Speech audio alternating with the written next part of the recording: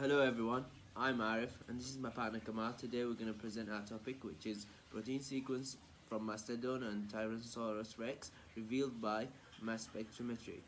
Let's start with our outline. I will present the paper background, ideas and technique used. Then I will talk about the procedure used. After that, I will pass on to Arif to present the result, evaluation and analysis. And he will talk about the case scientific advance and social implication, and we'll end with the experimental concern and recommendation. Have fun, guys. This paper was published by American Association for Advancement of Science Journal, which published 6 peer-reviewed journals. This paper published by Azara and his colleagues. Azara from Division of Signal Transduction, Beth Israel Diagnostics Medical Center in Boston. He has 339 publications and more than 18,000 citations and 7 projects.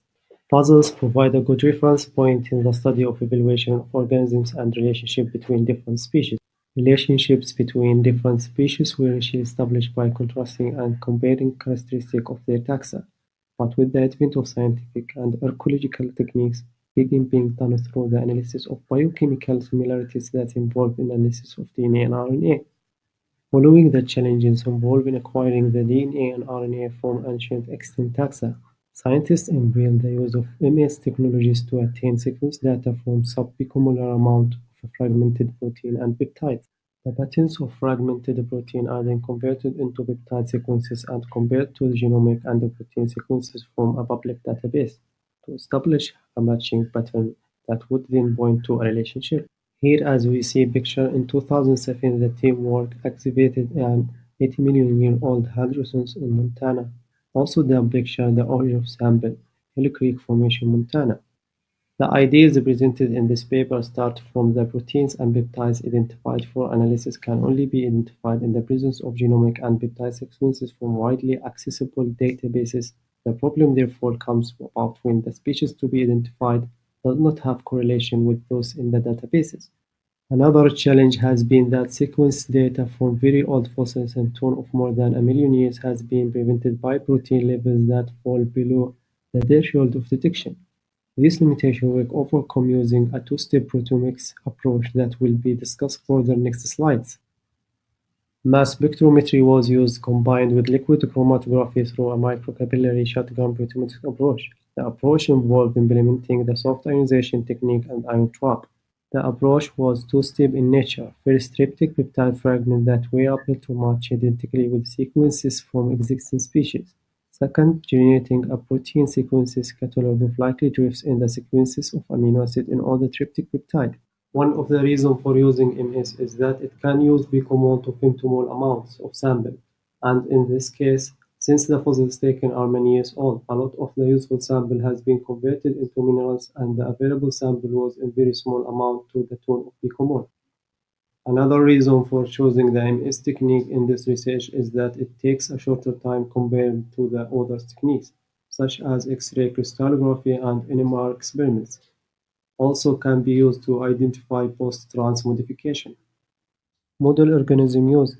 First, ostrich present day paired.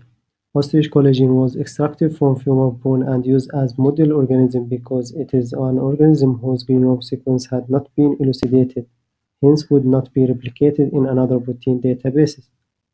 Second, Mastodon, 160,000 to 600,000 years old protein sequence of Mastodon that were derived had close relation to human bovine and dog collagen sequence than to non-mammalian taxa.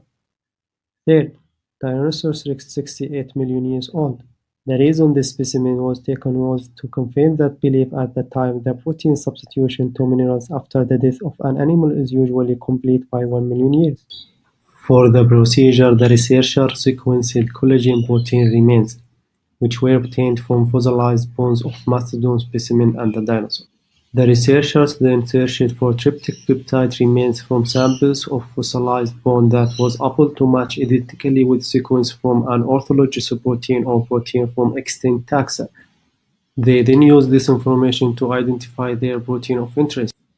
After identification, they then produced a protein sequence database of possible drifts in amino acid in the various triptych peptide by carrying out a comparison with the amino acid sequence of the orthology.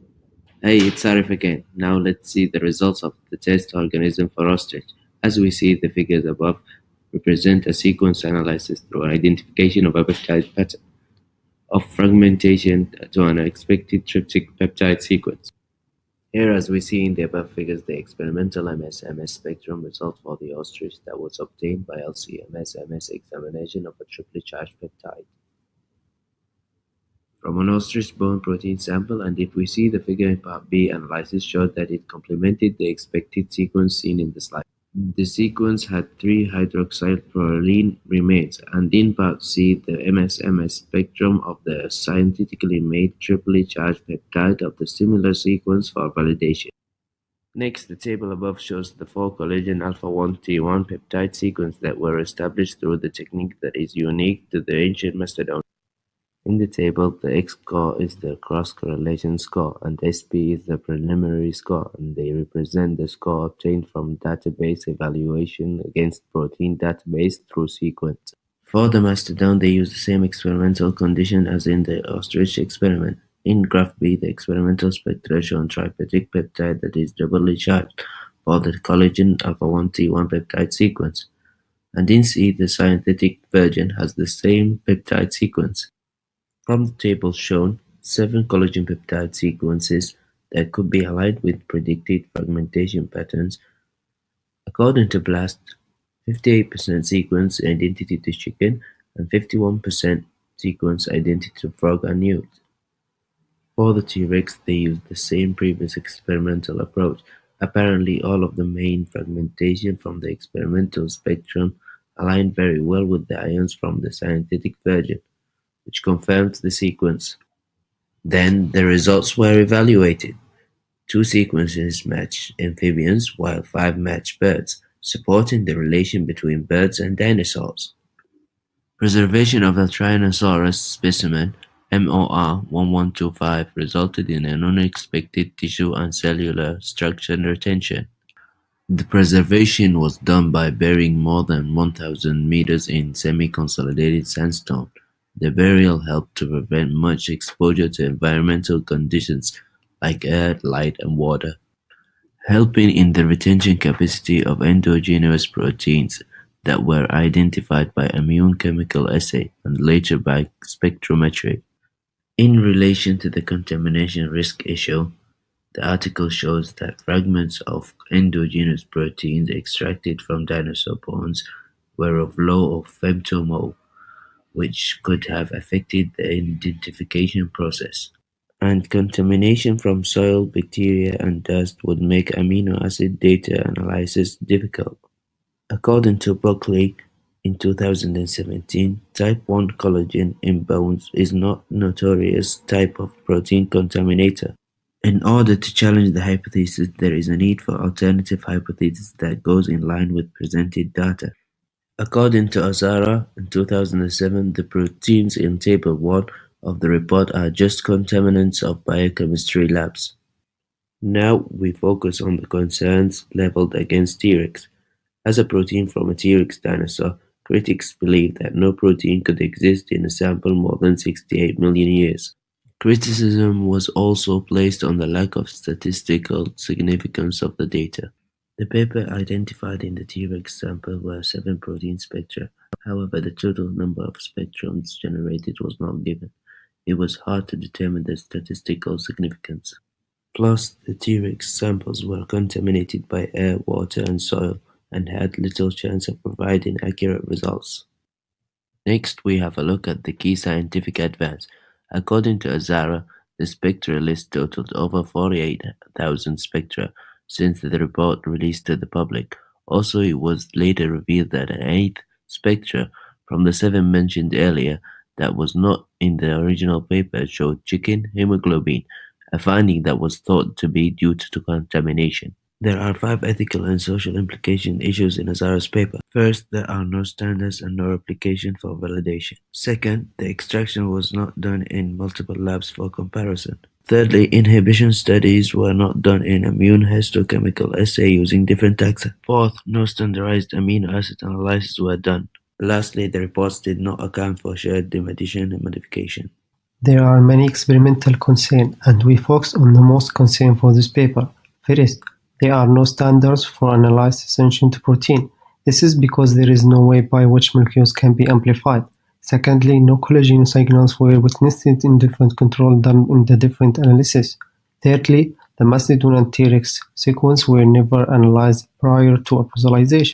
Fourthly, the result of Azara 2007, just an estimate of false positive rates were presented as the end of result. Lastly, the post-searching statistical analysis just indicating a long list of peptide identification and not proteins. Our recommendation focused on the further studies to update the public database for easier identification of other fossil organisms. The fact that collagen that is sequenceable was to abundance in the Mastodon specimen that could possibly be more than 500,000 years of age. Also, it is worth considering that in the event that T-Rex samples are true, then the study would have a significant contribution to science and hence this paper should be published. On the other hand, in the event that they are not true, the study still adds invaluable experience in terms of research undertaken and the insight gained, and so it is still worthy of being published.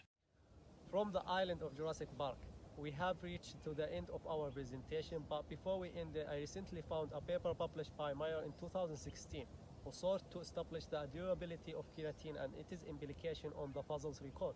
Also, he did another study. The experiment sought to be established result from a 10-year feather degradation experiment. Oh yeah, interesting.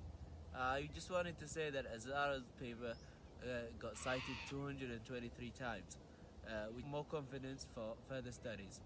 Thank you all for your watching, and finally we open the door for your questions.